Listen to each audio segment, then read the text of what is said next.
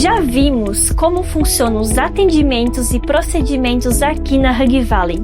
Agora eu quero te mostrar como a gente continua cuidando quando o pet precisa ficar conosco por mais tempo. Os pacientes que precisam ficar com a gente contam com um ambiente calmo, confortável, monitorado e com acompanhamento constante da equipe. Temos internações separadas para cães e gatos, atendendo à necessidade individual de cada espécie, o que diminui o estresse e melhora a sua recuperação. O nosso objetivo é que, mesmo longe de casa, eles se sintam cuidados e seguros. E assim encerramos essa série do nosso espaço clínico aqui na Hug Valley.